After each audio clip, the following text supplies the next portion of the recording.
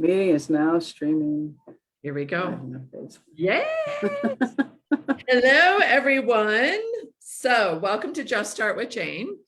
There are those leaders that shine above all others when it comes to transforming their departments and organizations. And Karen Stockton is certainly one of those people. So she's an early adopter when it comes to putting change efforts in place.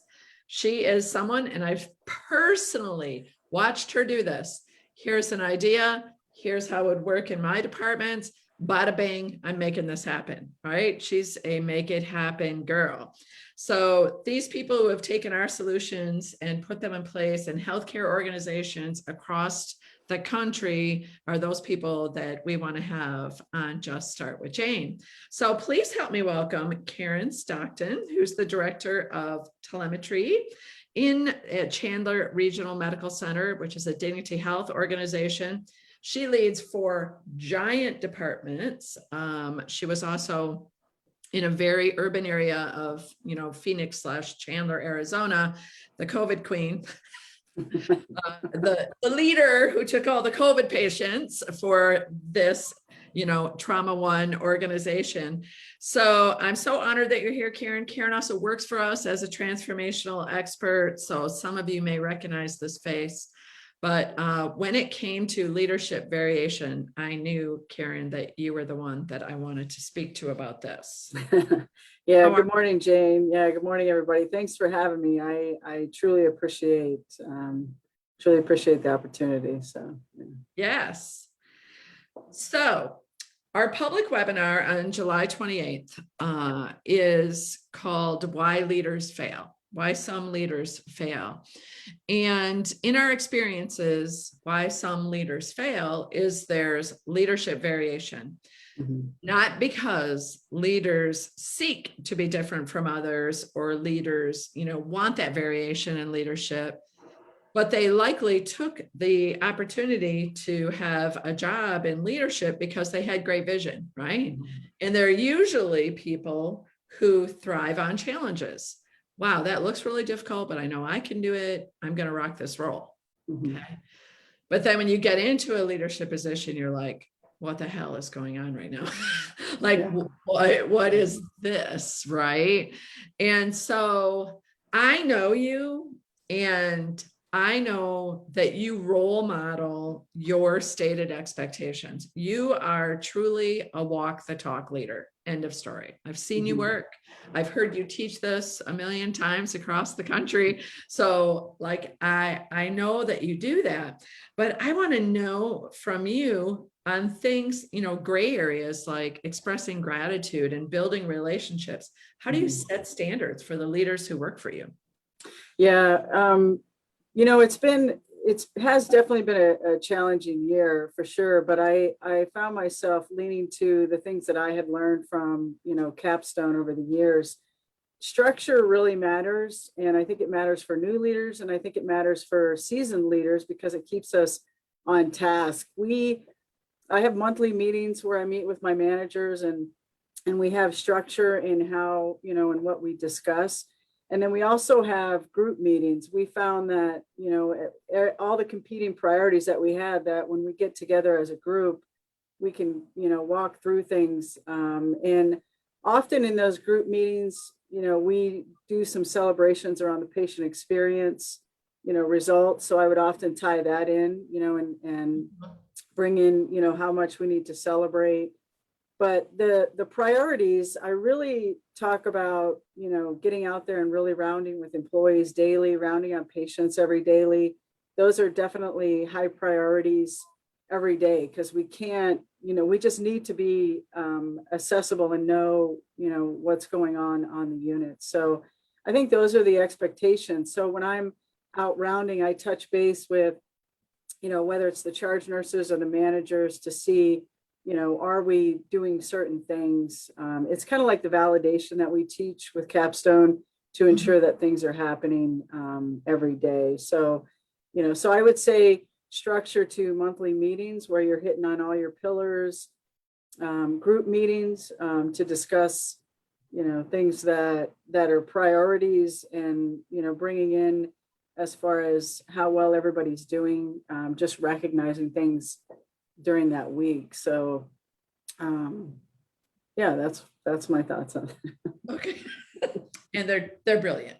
Oh, thanks. I just want to point out too, I meant to say this in the introduction, but seriously, fans of the framework, this woman gets a job offer every time we're together. I mean, it gives me a complex because it's like, what am I, chopped liver? But like every time we teach together, some random vice president is walking up saying, hey, you want to come and work in my organization, right? Yeah. Yes, it's constant. Because you are a genius. Oh, So let's talk. So what you're referring to is the monthly accountability meeting, what we say, monthly accountability meeting.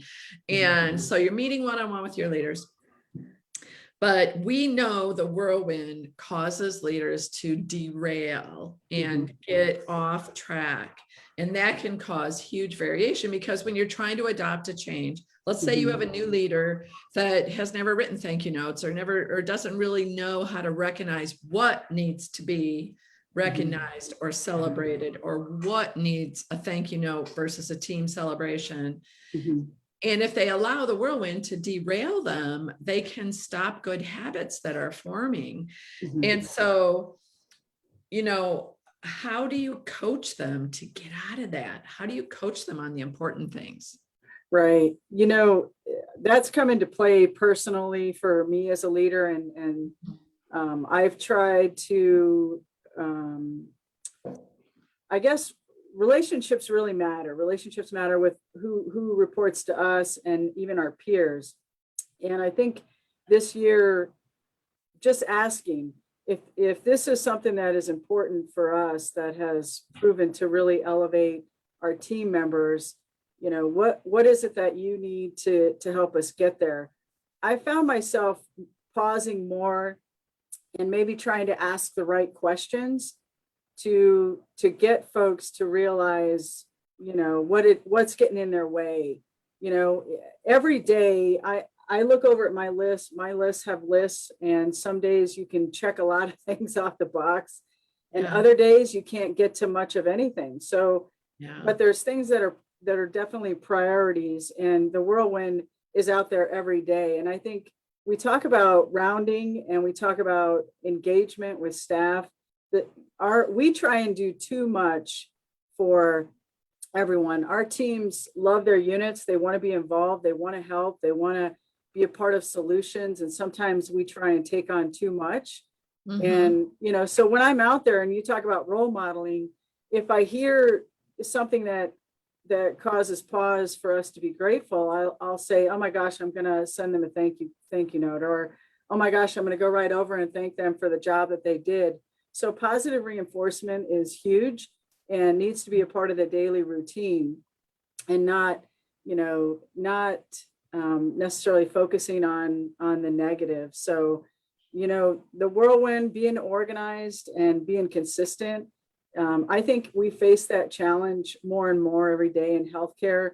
We came out of COVID and the hospital really came together as a team to really get through that. But we found when we came out of it, we were really pushed and nudged to get back to meeting all of our expectations. And that was difficult. So it was a lot of challenging discussions, but I find myself being very clear and upfront with folks and saying, I understand what's going on, but how do we get there? What do we need to get to that point? So I think every day I try and look at my calendar the next day. I try and prioritize what's going to happen, but I always make a point to get out on the units and round and look for opportunities to celebrate the team, to bring gratitude and positivity to everybody. But yeah, it is unfortunate that, sometimes we do get caught up in what's going on in the unit and lose track of, as leaders, we are expected to get results and we are expected to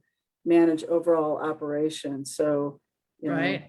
Yeah, it's got to be done. I mean, so you described to me earlier when we were prepping for this, about this genius thing you do. I knew you did like peer validation, having like peer champions of whiteboards and having, you know, peers help each other, but you described something similar that you're doing with your leaders. Talk about that. Yeah, for sure. You know, with all the different priorities we have, or different levels of leaders. So you have some seasoned leaders and you have some newer leaders. And at any given time, a leader can struggle. They can struggle with a project that's rolling out, or if we're asking for, you know, certain things to be watched every day, and maybe somebody's struggling to make sure that they're doing that, I'll bring the group together. And like I mentioned, we try and get together at least weekly to discuss things. And I'll bring them together and say, you know, let's talk about, you know, this priority around quality. What's everybody doing? How are you touching base with it every day?